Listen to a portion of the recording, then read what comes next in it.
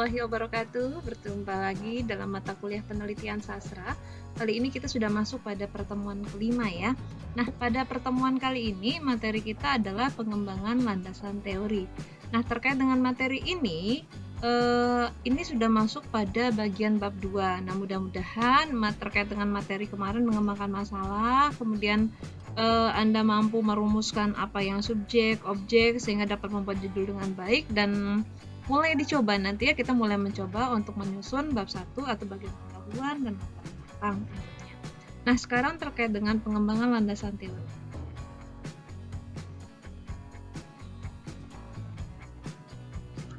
Landasan teori. Apa yang kalian ketahui tentang landasan teori? Mungkin ketika kalian membaca berbagai referensi ataupun hasil penelitian, Anda akan melihat salah satu bagian landasan teori, ada tinjauan pustaka atau apalagi biasa digunakan oleh orang atau kerangka teori. Istilah-istilah ini terkait dengan sistematika yang berlaku pada sebuah perguruan tinggi yang biasanya memiliki panduan penulisan. Tapi konsep umumnya adalah landasan teori. Yang dipakai landasan teori ini adalah sebuah konsep keilmuan yang tertata rapi dan sistematis. Karena pada bagian ini landasan teori itu memuat variabel penelitian. Jadi apa yang kita tentukan sebagai objek atau sebagai objek kajian kita itu harus ada konsepnya, harus ada teorinya. Karena inilah yang menjadi landasan kuat untuk penelitian itu dilakukan. Nah, maka istilahnya saya seperti ini, masalah itu penyakitnya, maka teori adalah obatnya. Nah, di dalam landasan teori ini Anda harus bisa menulis teori secara tepat sesuai kebutuhan. Jangan juga seperti parade teori, itu juga tidak boleh. Jadi yang namanya landasan, dia yang ditulis itu sesuatu yang dipilih sebagai konsep untuk yang Anda gunakan dalam membahas tujuan penelitian Anda, seperti itu. Kita lanjutkan ya. Nah, apa fungsi landasan teori? Landasan teori itu fungsi pertama menyusun dan juga meringkas pengetahuan di bidang tertentu, karena dipilih yang sesuai kebutuhan saja ya. Kemudian memberikan keterangan sementara pada peristiwa yang terjadi, atau di sini konsepnya informasi awal lah terkait itu apa. Nah, kemudian sebagai pengembangan pengetahuan baru di dalam tulisan, karena dia juga bisa menjadi hal yang dikembangkan dari penelitian gitu. Nah, kita lanjutkan. Jadi bagaimana cara menuliskan landasan teori?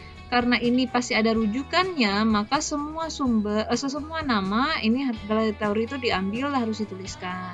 Tempat dan tanggal ini kalau terkait dengan informasi, misalnya dari hasil pemeroleh informasi di mana didapatkan ya.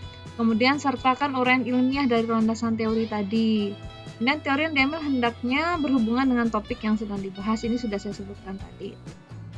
Nah, tempat dan tanggal ini ya saya perlu garis bawah, ini tidak semuanya ada. Karena sekarang referensi cenderung sudah berbasis jurnal atau studi pustaka yang sifatnya itu sudah literatur review. Jadi mungkin sumber yang dimaksud di sini agar lebih sesuai dengan perkembangan zaman sekarang, mungkin Anda bisa menggunakan sebuah proses sitasi yang sudah yang sudah menggunakan referensi tools lah, istilahnya seperti itu.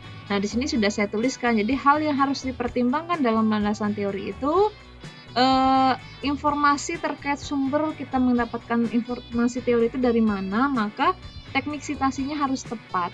Jadi kalau Anda tidak yakin Anda bisa menulis manual secara tepat, maka gunakanlah referensi tools yang bisa digunakan, salah satunya Mendeley gitu ya. Kemudian ketika Anda menulis landasan teori, yang penting adalah deskripsi ilmiah itu harus jelas, dengan sebaiknya ditulis dalam bentuk parafrase. Jadi jangan sampai menyalin sama persis. Ketika Anda menyalin sama persis, ini akan terdeteksi plagiat karena sama dengan apa yang ditulis aslinya. Kemudian memperhatikan relevansi teori dengan capaian tujuan penelitian. Ini yang saya katakan tadi, teori jangan sampai parade teori. Misalnya kalau Anda membahas ya etika lingkungan dalam kumpulan cerpen A, kajiannya ekologi sastra. Nah, ketika membahas etika lingkungan, maka pengertian etika lingkungan itu harus ada. Karena itu konsep harus dipakai untuk menjawab apa itu etika lingkungan. Kemudian karena kajiannya ekologi sastra, definisi ekologi sastra harus ada.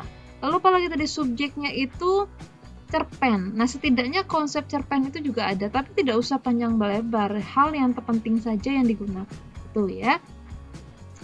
Nah, dalam landasan teori itu nanti juga ada kerangka berpikir. Nah, kerangka berpikir itu adalah konsep tentang apa saja yang akan dibahas, susunan atas apa saja landasan teori yang akan dicari dan ditambahkan. Maka ketika menyusun kerangka berpikir ini harus jelas susunan. Seperti itu ya. Sekarang kegunaan teori itu dalam penelitian apa? Nah, setidaknya itu ada 3 hal yang bisa kita lihat. Yang pertama, teori itu berfungsi untuk klarifikasi dan juga mempertajam ruang lingkup atau konstruksi sebuah variabel yang akan kita kaji. Jadi kalau kita akan mengkaji itu, teori itu bisa melakukan sebuah klarifikasi dari temuan.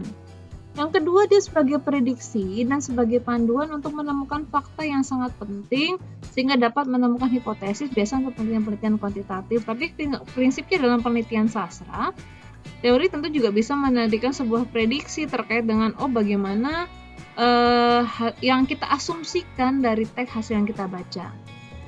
Yang kemudian teori juga bisa sebagai kontrol, maka dia biasanya digunakan membantu untuk membahas hasil penelitian dengan cara membuat saran untuk memecahkan masalah. Kira-kira seperti itu. Nah, jadi penting sekali sebagai dalam penulisan proposal, teorinya harus kuat, harus jelas. Maka masalah yang sudah Anda tetapkan kemarin, sudah Anda tetapkan objek formal Anda, nah itu harus Anda kuasai. Karena kalau Anda tidak menguasai teorinya, Anda tidak bisa menemukan data, tidak bisa membahas data secara tepat. Begitu ya. Nah, jadi saya pikir ada 3 hal yang bisa kita simpulkan terkait dengan landasan teori. Karena dia disebut landasan, maka dia menjadi dasar pijakan seorang peneliti untuk bisa membahas variabel atau masalah dalam penelitiannya. Kemudian, maka dalam penulisan landasan teori, Anda perlu menulis dengan cara yang tepat, namanya ini adalah teknik sitasi. Maka gunakanlah atau milikilah penguasaan terhadap penggunaan referensi tools. Jadi saran saya ini harus dilihat-lihat kembali ya. Kemudian, landasan teori itu disusun hendaklah sesuai dengan tujuan penelitian yang dicapai.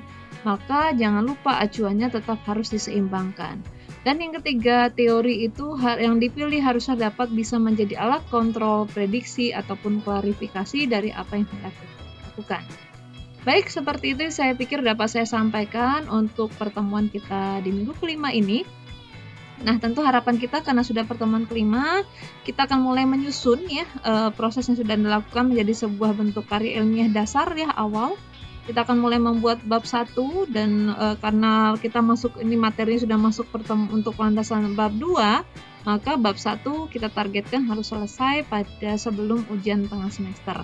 Jadi ini yang harus saya ingatkan karena kita sudah mulai masuk ke teori, tapi teori ini juga perlu, landasan ini perlu Anda kuasai untuk bisa memberikan penguatan mengapa teori ini perlu digunakan untuk membahas masalah yang Anda lakukan. Baik, untuk lebih lanjutnya nanti kita akan melakukan diskusi menggunakan via aplikasi lainnya, platform lainnya. Selamat belajar. Terima kasih atas perhatiannya. Wassalamualaikum warahmatullahi wabarakatuh.